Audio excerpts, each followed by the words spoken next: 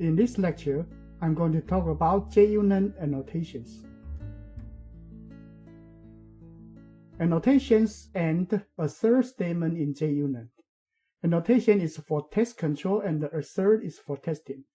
Annotations are tags that can be added to the code and then applied to methods and classes. Tell JUnit when to run and test method. In turn, promote efficiency by reducing the amount of coding required. Are predefined and can be implemented directly.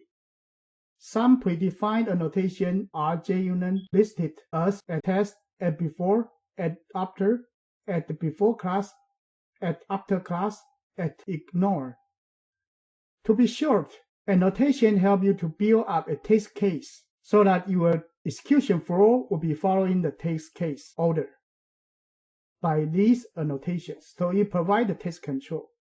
And assert is different. Assert is to help you to do testing, to set up test condition and check the result. The first annotation we'll talk about is addTest annotation. addTest annotation attached to public void method. It is an entry point for a program, just like the main program. In JUnit, this method can be run as test. Support two optional parameters, expected and timeout. Expected specify the test should be throw particular exception if it fails.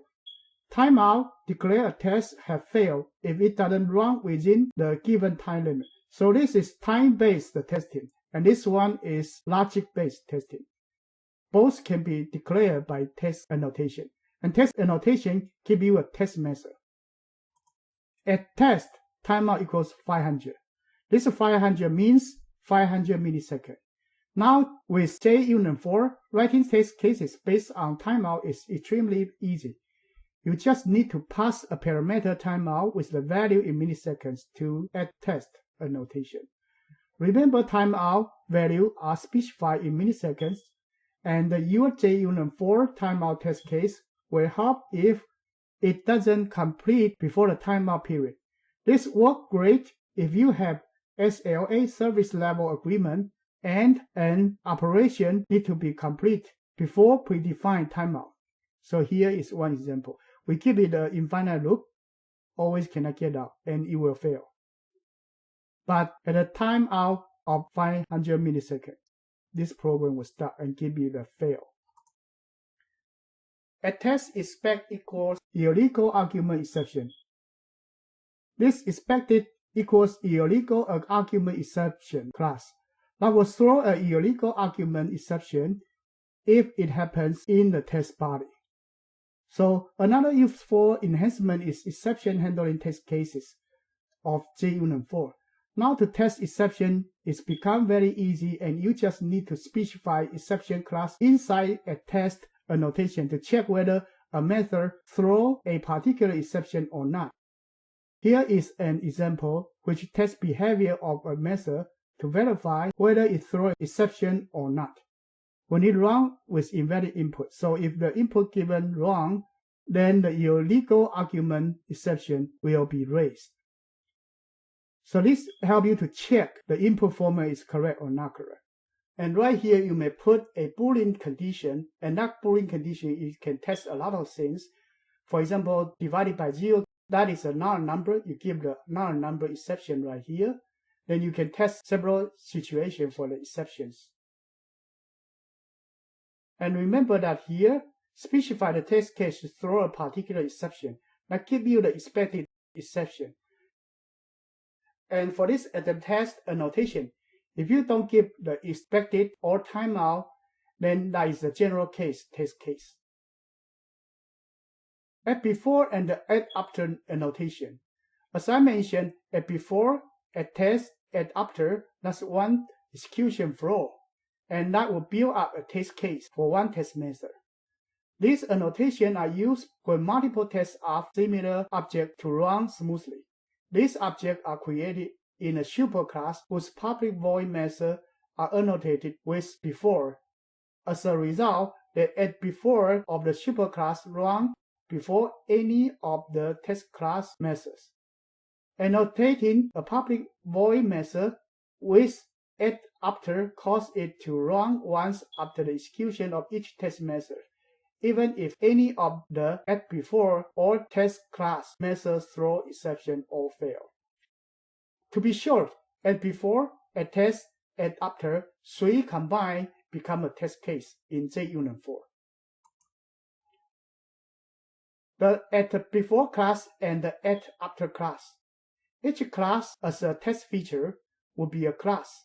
So add before class is the setup for that class. Add after class is the tear down for that class. And in between, you have several rounds of add before, add test, and add after. That's one test case. So you can run several test cases. There's one shared setup and shared tear down specified as add before class and add after class. These annotations are used when several tests need to share expensive resources, such as servers or database. So you prepare that database or server for all the test cases using the add before class, and you finish that and close them down with add after class.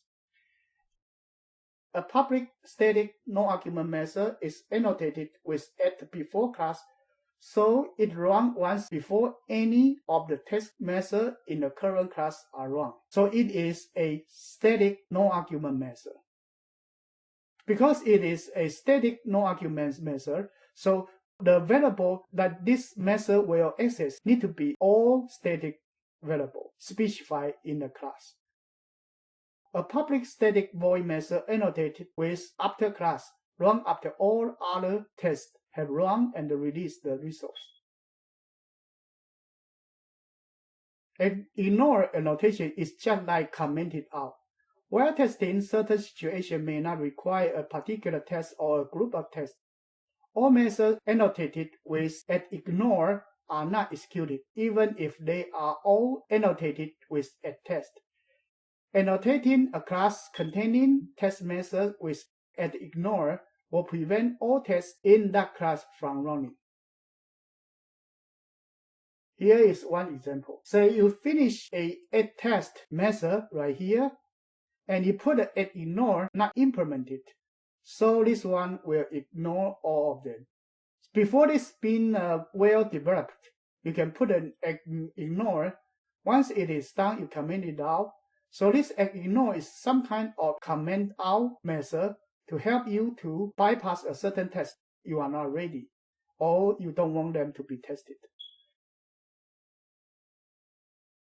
Sometimes we add test method in JUnit test class, but haven't implemented that is causing your build to fail. If JUnit test cases are integrated or embedded into build process, you can avoid that problem by marking your test method as @ignore in JUnit 4. JUnit 4 ignores methods annotated with @ignore and doesn't run during test. The assert class. The assert class is a class of methods. It is a test utility class, provide methods to assert for some test condition. Assertion methods are statements that assert a condition set in the method. Some important methods of the assert class are void, assert equals, that you compare the expected result and actual result. Assert false, you want the test condition to be false. Assert null, you expected that object pointer pointed to something concrete. Assert null, that you want the object to be null, that doesn't point to anything. Assert true, Boolean condition that you want it to be true.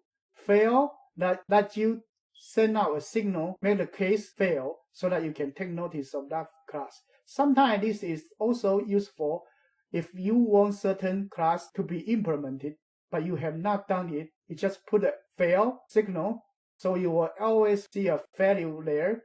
You can take notice of that and you can develop the code later. So fail method is also very useful. In this lecture, I introduced the important @time, assert class, @before, @after, @before class, @after class, and several different annotations.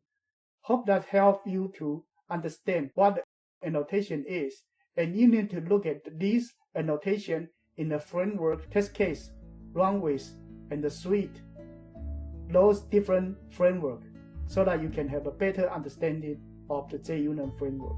Thank you.